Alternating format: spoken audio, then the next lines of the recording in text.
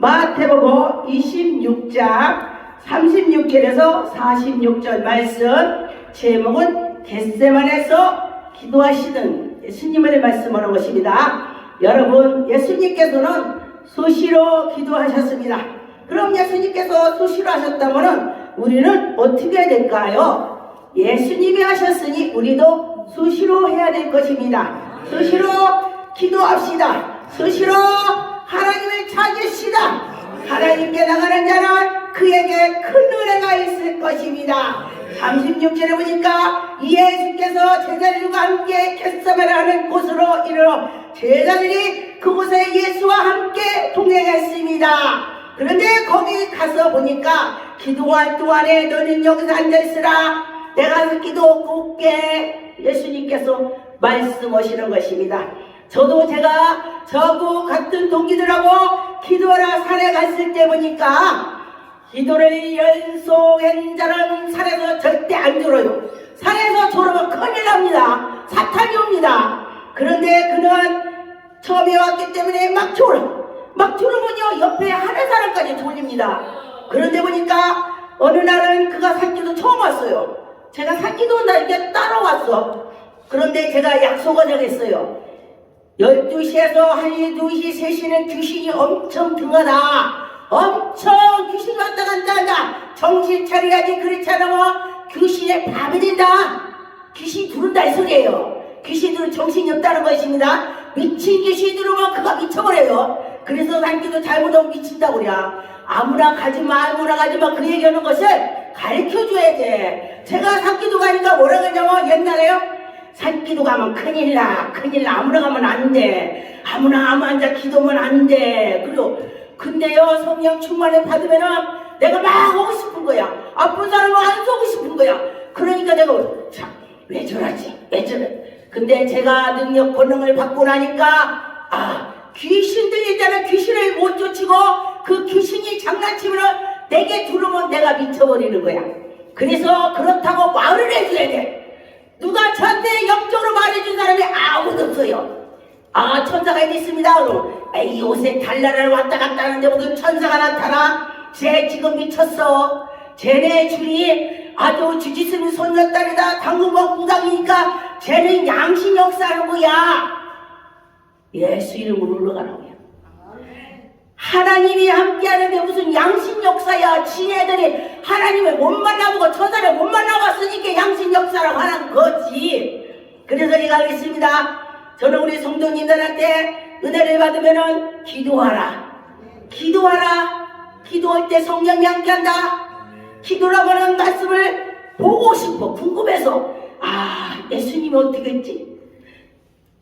궁금해지는 것입니다. 하나님 말씀이. 그런데 기도도 않고 말씀을 보려면 이 말씀이 수면제예요. 아이고 졸려. 아이고 왜 이렇게 졸립지? 이 성령 충만을 받으면 말씀을 볼 때 하나도 안 졸려요. 그래서 성령 충만을 받고 기도하고 깨어있으라 그런 것입니다. 그랬을 때에 그분이 이제 두 분이 왔는데 그래요. 12시 넘으니까 자꾸 졸아.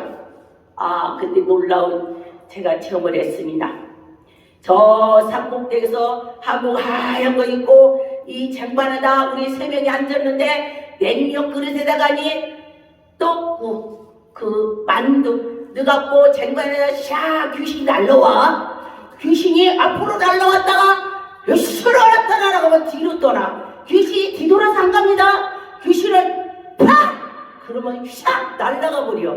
성령의 팍으로 날아갑니다. 그랬더니 네가 왜 그랬냐? 왜 그래? 깜짝 놀라는 것입니다.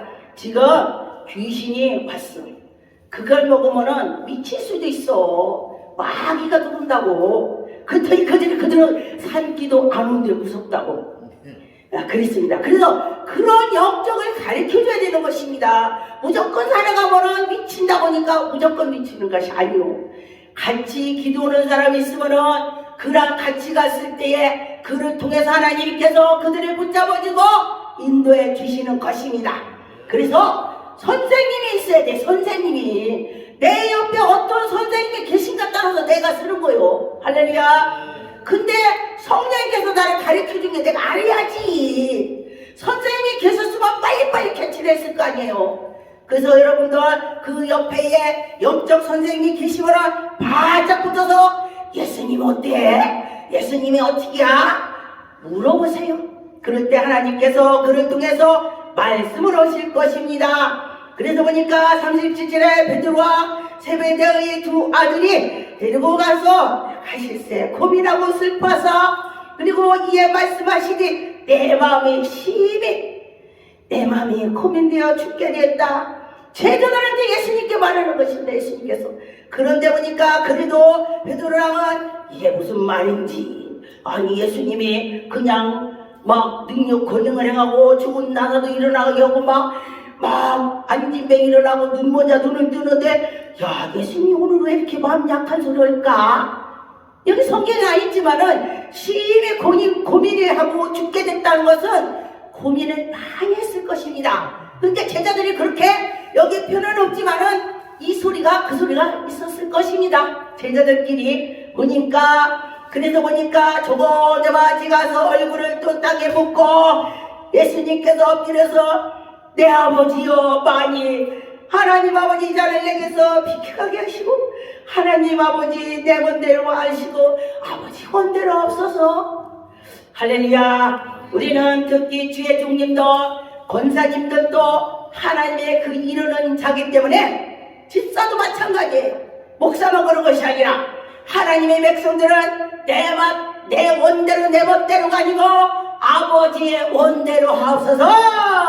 그럴 때에 그에게 기적이 나타나는 것입니다. 저는 제가 권찰 때의 능력을 받았습니다. 권찰 때 기도했더니 하나님께서 저에게 능력을 주셨습니다. 저는 성경도 모르고 하나님을 만났습니다. 성경도 모르고 하나님께 시험을 제가 받아갖고 기도를 하게 됐습니다. 제가 문제가 많았었기 때문에 하나님 내가 죽게 됐습니다. 양쪽에 딱 막혔을 때 하나님을 찾는 거야. 할렐루야. 양쪽 딱 막혔을 때 하나님을 찾으니까 하나님이 그래 너 나만 보는구나. 아이고 이뻐라. 너 뭐 있을까? 그래 할렐루야. 하나님께서는 그렇게 들어서 그 기도를 들어주실 것입니다. 40절에 보니까 제자들에게 오사 그 자는 것을 보시고 정말 예수님 슬펐겠소. 제자들이 와서 같이 기도했는데 왜 자? 이게 영적 일이기 때문에 자는 거예요. 왜냐면 예수님이 나 지금 죽게 됐다 내 심히 고민이 된다 했으면은 제자들이 자면 되겠어요? 안 되지. 그런데 보니까 여기서 영적 일이 있기 때문에 마귀들이 기도를 못하게 한다 소리야. 마귀들이. 그래서 영적으로 쓴 사람은 그 산에서도 기도할 때 안 졸려요.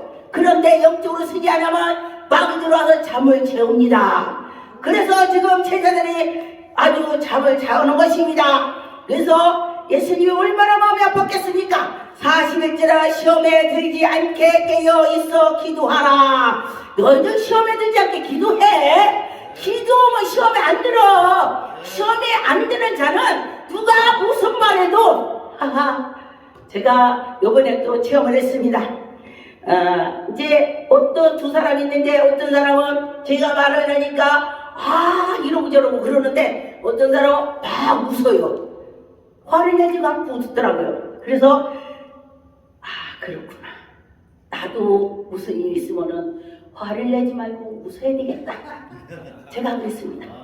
우리 딸은 엄마 이렇게 하면 되겠냐고. 이 아들이 결혼하는데 약속장 가야지 목사님들이 약속에 가느냐고 이렇게 했어요. 근데 우리 아들은 전화를 했더니 막 웃어요.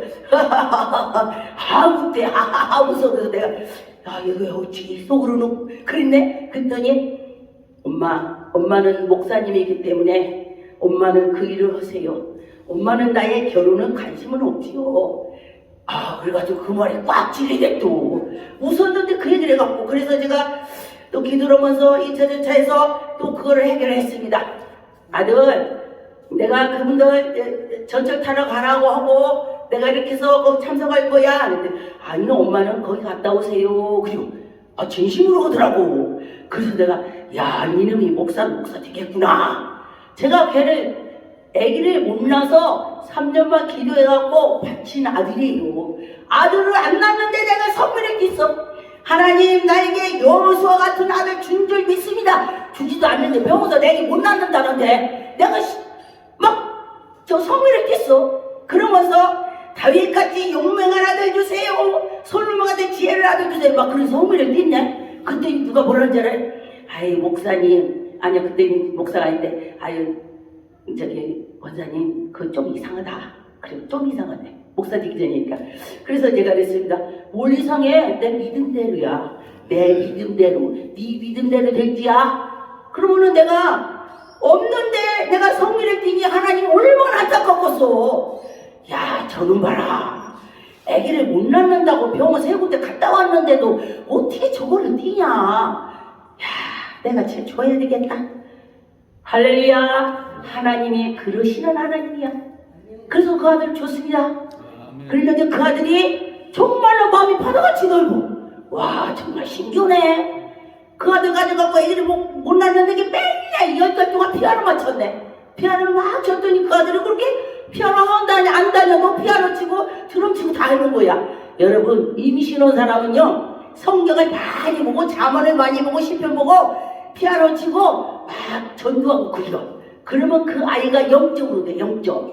제가 그 체험을 했습니다. 그래서 여러분과 저와 그런 게 될 줄 있습니다. 그래서 예수님께서는 우리를 보고 얼마나 안타까워했겠습니까?